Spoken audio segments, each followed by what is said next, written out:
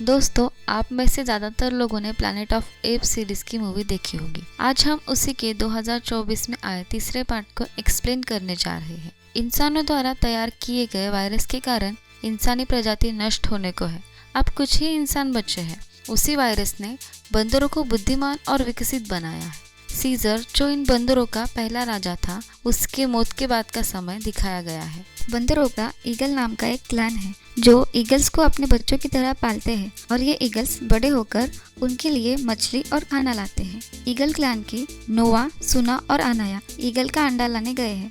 अगर उन्हें आज अपना अंडा नहीं मिला तो उन्हें और 1 साल इंतजार करना पड़ेगा। उन्हें एक ईगल का घोंसला दिखता है, लेकिन वहाँ सिर्फ 3 ही अंडे हैं और उनके क्लैन के नियम के अनुसार एक बंदर को एक ही अंडा लेना होगा और घोंसले में कम से कम एक अंडा छोड़ना होगा। उसमें से एक अंडा अनाया ले लेता है, दूसरा अंडा या तो सुना या नोवा ले सकता है। नोवा दुखी मन से अंडा सुना को दे देता है। थोड़ी देर बाद नोवा को चोटी के ऊपर और एक ईगल का घोंसला दिखता है। नोवा खुशी के मारे घोंसले की तरफ चढ़ता है, पर चढ़ाई आसान नहीं है, इसीलिए सुना और अनाया उसे ऐसा करने से मना करते हैं। फिर भी नोवा चढ़ाई करके जाता है और घोंसले के पास पहुंच जाता है। नोवा जैसे ही अंडा ले लेता है, ईगल वहां आ जाता है और नोवा पर हमला कर देता है। नोवा नीचे गिरने लगता है। सुना और अनाया उसे पकड़ने की कोशिश करते हैं, मगर नोवा नीचे एक टहनी के सहारे लटक कर खुद को बचा लेता है। वो एक अंडा लेने में कामयाब हो जाता है। अब तीनों बंदर खुशी के मारे अपने घर की तरफ जाने के लिए अपने घोड़े के पास आते हैं,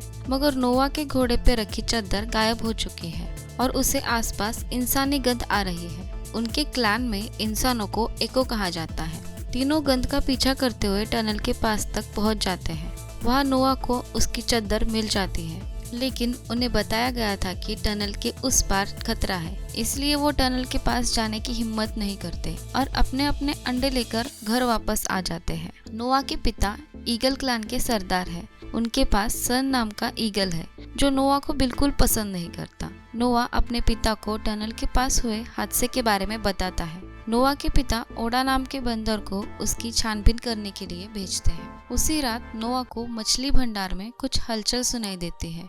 वो वहां जाता है, तब एक लड़की उसे धक्का देकर वहां से भाग जाती है। इस वजह से उसके जेब में रखा ईगल का अंडा फूट जाता है। नोवा इससे हताश हो जाता है और सुबह होने से पहले दूसरा अंडा लाने के लिए निकल पड़ता है। रास्ते में उसे कुछ बंदरों की लाशें मिलती है। तभी जख्मी हालत में ओडा नोवा के पास आता है और कुछ कहने से पहले ही मर जाता है। तभी नोवा को घोड़े के आने की आहट सुनाई देती है। नोवा जल से छुप जाता है। वहाँ प्रॉक्सिमस के बंदर उनके सरदार के साथ आते हैं, जो उस लड़की को ढूंढ रहे हैं। ओडा के पास मिली चादर से उस लड़की की गंध आती है। सरदार ओडा के क्लैन को ढूंढने का आदेश देता है। इतने में नोवा का घोड़ा वहाँ आ जाता है। वो लोग घोड़े का पीछा करते हुए नोवा के क्लैन तक पहुंच जाते हैं। नोवा भी भागते हुए अपने क्लैन की तरफ जाता है। जब तक वो पहुंच जाता है, सारा क्लैन जला दिया जा चुका था और उनके लोगों को बंदी बनाया गया था। सेना का सरदार नोवा के पिता को भी मार देता है और नोवा को ऊपर से नीचे गिरा देता है, मगर नोवा बच जाता है और अपने क्लैन के लोगों को वापस लाने के लिए निकल पड़ता है। साथ में उसके पिता का ईगल सन भी उसके पीछे जाता है, मगर अभी भी सन को नोवा पसंद नहीं करता। एक जगह नोवा एक जाल में गिर जाता है जो राका नाम के ओरेंगटन ने बिछाया था। राका ने ये जाल प्रॉक्सिमस के सैनिकों के लिए बिछाया था, मगर नोवा उसका सैनिक नहीं है। ये जानने के बाद राका उसे छोड़ देता है। राका सही मायने में सीजर के विचारों को फॉलो करता था, मगर नोवा सीजर के बारे में कुछ नहीं जानता। राका उसे सीजर की महानता के बारे में बताता है। उसे ये सुनकर आश्चर्य होता है कि सीजर के वक्त इंसान और बंदर साथ रहते थे। थोड़ी देर बाद वो दोनों वहाँ से निकलते हैं। रास्ते में नोवा को वो लड़की फिर से मिलती है। राका के समझाने पर नोवा को उस पर दया आती है। वो उसे कुछ खाना और नोवा अपनी कंबल देता है। अब राका और नोवा के प्रति लड़की का डर निकल चुका है। वो तीनों साथ में सफर करते हैं। रास्ते में उन्हें एक जगह कुछ जंगली लोग मिलते हैं। राका और लड़की को छोड़कर नोवा अकेले ही आगे के सफर के लिए निकलता है। राका नोवा को अपना लॉकेट देता है और उसे अलविदा कहता है। तभी प्रॉक्सिमस का सेनापति वहां आता है और लड़की को पकड़ने की कोशिश करता है। लड़की नोवा को आवाज लगाती है। नोवा और राका उसे बचा लेते हैं और वहाँ से भाग जाते हैं। लड़की बात कर सकती है ये देखकर नोआ को हैरानी होती है। लड़की उन्हें अपना नाम मैं बताती है। वो तीनों एक पुल पर पहुँचते हैं। फिर एक बार प्रॉक्सिमस का सेनापति उन पर हमला करता है, मगर मैं को बचाने के चक्कर में राका नदी में बह जाता है। सेनापति नोआ और मैं को बंदी बनाकर उनके ठिकाने पर ले जाता है। वहाँ नोआ अपने कबीले के बाकी बंदरों से मिलता है।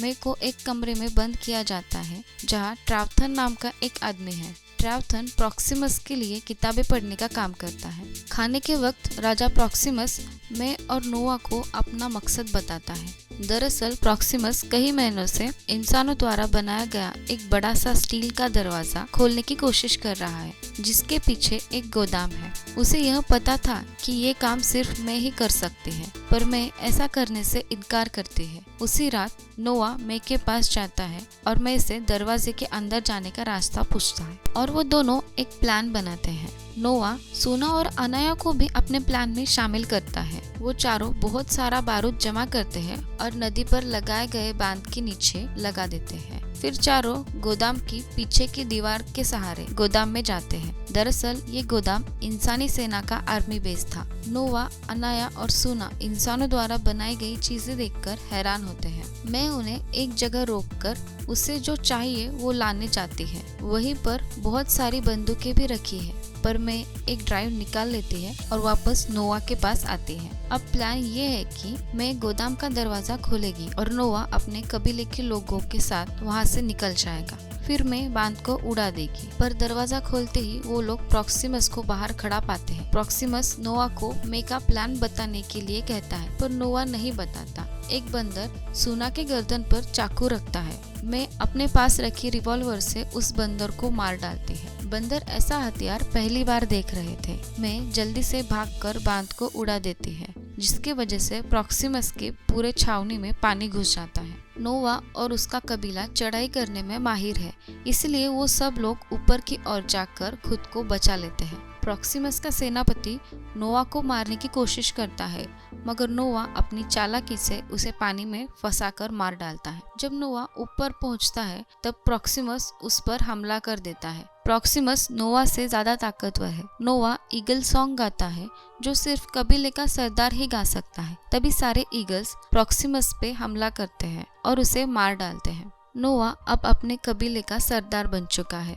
मैंने जो ड्राइव निकाली थी, असल में वो कम्युनिकेशन ड्राइव थी। वो ड्राइव वो अपने बेस पर लाकर अपने लोगों को दे देती है। इसी के साथ ये मूवी समाप्त होती है। आपको मूवी अच्छी लगी हो तो वीडियो को लाइक, शेयर और चैनल को सब्सक्राइब करना ना भूलें। तो मिलते हैं अगले वीडियो में। तब तक के लिए गुड बाय।